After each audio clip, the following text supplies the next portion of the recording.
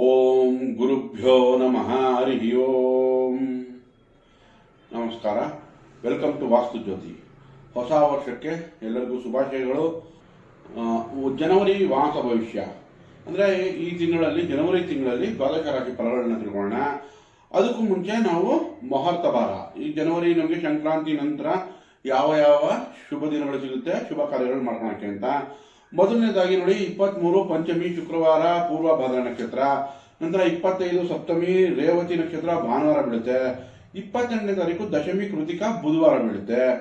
30ನೇ ತಾರೀಕು ಶುಕ್ರವಾರ ದ್ವಾದಶಿ ಆರಿದ್ರ ನಕ್ಷತ್ರ ಬೀಳುತ್ತೆ. ಸೊ ಹಾಗಾಗಿ ಆ ದಿನಗಳಲ್ಲಿ ಶುಭ ಕಾರ್ಯಗಳನ್ನ ಮಾಡ್ಕೋಬಹುದು. ಬಟ್ ಯಾವ್ಯಾವ ನಕ್ಷತ್ರಕ್ಕೆ ಆ ಶುಭ ಕಾರ್ಯಗಳು ಬರುತ್ತೆ ಅಂತ ನೋಡೋಣ ವಾರ ಭವಿಷ್ಯದಲ್ಲಿ. ಈಗ ನಮಗೆ ಯಾವ ಯಾವ ಗ್ರಹಗಳು ಯಾವ ಯಾವ ಪರಿಸರದಲ್ಲಿದೆ ಅಂತ ತಿಳ್ಕೊಳ್ಳೋಣ.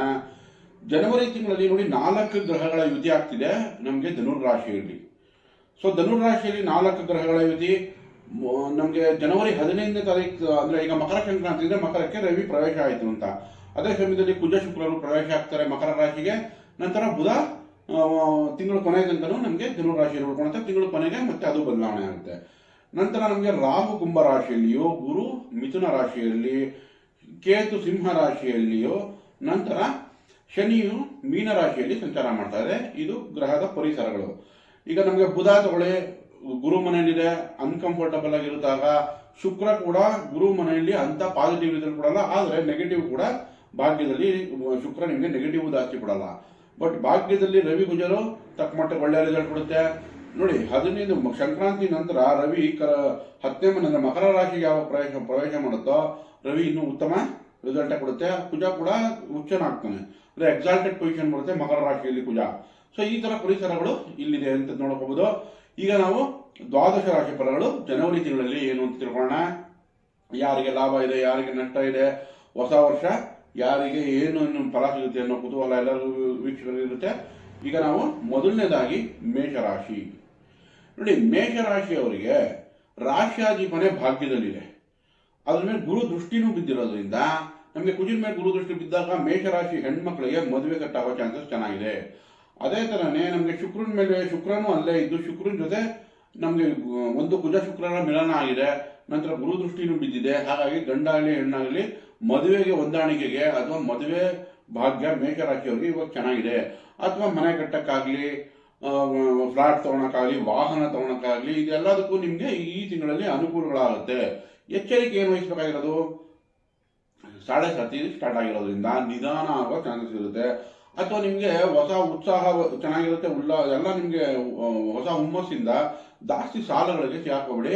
ಯಾಕಂದರೆ ಮುಂಬರುವ ದಿನಗಳು ಈಗ ಏನೋ ನಿಮಗೆ ನೋಡಿ ಜನವರಿ ಫೆಬ್ರವರಿ ಒಳ್ಳೆ ರಿಸಲ್ಟ್ ಕೊಡುತ್ತೆ ನಿಮಗೆ ಗ್ರಹಗತಿಗಳು. ಯಾಕಂದರೆ ನಿಮಗೆ 10-11ನೇ ಮನೆ ಸಂಚಾರ ಮಾಡ್ತಾ ಇರೋದ್ರಿಂದ. ಮಾರ್ಚ್ ಏಪ್ರಿಲಲ್ಲಿ ನಾವು 12ನೇ ಮನೆ ಹೋಗೋದು ಸ್ವಲ್ಪ ಖರ್ಚು ಹೆಚ್ಚಾಗ್ಬೋದು, ಸ್ವಲ್ಪ ಟೆನ್ಷನ್ ಆಗ್ಬೋದು. ಅದಕ್ಕೆ ತಕ್ಕಂಗೆ ಇವಾಗಲೇ ಪ್ಲಾನ್ ಮಾಡೋದ್ರಿಂದ ಮೇಷರಾಶಿಯವರಿಗೆ ಒಳ್ಳೆಯದಾಗುತ್ತೆ. ನಂತರ ಬುಧ ಭಾಗ್ಯದಲ್ಲಿದ್ದರೆ ವಿದ್ಯಾರ್ಥಿಗಳಿಗೆ ಅನುಕೂಲ. ಈಗ ಮೇಷರಾಶಿಯವರಿಗೆ 3-6ನೇ ಮನೆ ಅಧಿಪತಿ ಆಗುತ್ತೆ. ಸೊ ಸಣ್ಣ ಪುಟ್ಟ ಟ್ರಾವೆಲಿಂಗ್ ಮಾಡೋರಿಗೆ ಅಥವಾ ಟ್ರಾವೆಲಿಂಗ್ ಬಿಸ್ನೆಸ್ ಅಲ್ಲಿರೋರು ಅಥವಾ ಮಾತುಕತೆ, ಲೇವಾದೇವಿ ಈ ಥರ, ಅಥವಾ ಬ್ಯಾಂಕಿಂಗ್ ಸೆಕ್ಟರ್ ಆಗಿರ್ಬೋದು, communication, digital marketing, communication field, ಇಂಥ ಫೀಲ್ಡ್ಗಳಲ್ಲಿರೋರಿಗೆ ತುಂಬ ಚೆನ್ನಾಗಿದೆ. ಬುಧ ನಿಮಗೆ ಲಾಭದಾಯಕವಾಗಿ ರಿಸಲ್ಟ್ ಕೊಡುತ್ತೆ. ನಂತರ ನೋಡಿ ಶುಕ್ರ 2 ಮತ್ತು 7ನೇ ಮನೆ ಅಧಿಪತಿ, ವ್ಯಾಪಾರ ವ್ಯವಹಾರಗಳಲ್ಲೂ ನಿಮಗೆ ಒಳ್ಳೆ ರಿಸಲ್ಟ್ ಕೊಡುತ್ತೆ. ಸೊ ಓವರ್ ಆಲ್ ತಗೊಂಡ್ರೆ ಜನವರಿ ತಿಂಗಳಲ್ಲಿ ಮೇಷರವರಿಗೆ ಶುಭ ಹೆಚ್ಚಾಗಿ ಕಾಣುತ್ತೆ. ಬಟ್ ಶನಿ ಶಾಂತಿ ಇಲ್ಲಿ ಅಗತ್ಯ. ಶನಿಗೋಸ್ಕರ ನೀಲಾಂಜನ ಸಮಾಭಾಸಂ ರವಿಪುತ್ರ ಮಾಗ್ರಜಂ ಛಾಯಾ ಮಾರ್ತಾಂಡ ಸಂಭೂತಂ ತಂ ನಮಾಮಿ ಶನೈಶ್ಚರಂ, ಈ ದಾನ ಮಂತ್ರಗಳು ಹೇಳ್ಕೋಬಹುದು. ಅಥವಾ ಶನೈಶ್ಚರನ ದೇವಸ್ಥಾನದಲ್ಲಿ ಎಳ್ಳೆಣ್ಣೆ ದೀಪ ಹಚ್ಚೋದ್ರಿಂದ ಕೂಡ ಶನಿ ಶಾಂತಿ ಆಗುತ್ತೆ. ಮೇಷರಾಶಿಯವರಿಗೆ ಗುರು ಆಸ್ಪೆಕ್ಟ್ ಅಂದರೆ ಗುರು ದೃಷ್ಟಿ 4 ಗ್ರಹಗಳ ಮೇಲೂ ಇದೆ.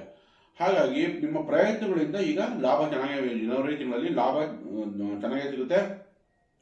ನಂತರ ಪಂಚಮದಲ್ಲಿ ಕೇತು ಇರೋದ್ರಿಂದ ನಮಗೆ ನೋಡಿ ಮಕ್ಕಳ ವಿಚಾರದಲ್ಲಿ ಸಣ್ಣ ಪುಟ್ಟ ದುಃಖ ಬರ್ಬೋದು, ಅಥವಾ ನಿಮ್ಮ ಹೈಯರ್ ಎಜುಕೇಷನ್ ನಿಧಾನ ಆಗ್ಬೋದು.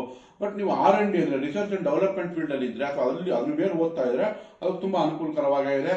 ಇನ್ನು 11ನೇ ಮನೆಯ ರಾಹು, ಸೊ ಸೋಷಿಯಲ್ ಕನೆಕ್ಟಿವಿಟಿ ಚೆನ್ನಾಗಿರುತ್ತೆ, ಸಂಪರ್ಕ, ಹೊಸ ಜನ ಸಂಪರ್ಕಗಳು ಚೆನ್ನಾಗಿರುತ್ತೆ. ಬಟ್ ಎಚ್ಚರಿಕೆ ಏನು ಗೊತ್ತಾ, 12ನೇ ಮನೆ ಶನಿ ಇರೋದ್ರಿಂದ ಹೊಸ ಸಂಪರ್ಕಗಳಲ್ಲೂ ಎಚ್ಚರಿಕೆ ವಹಿಸಬೇಕಾಗುತ್ತೆ.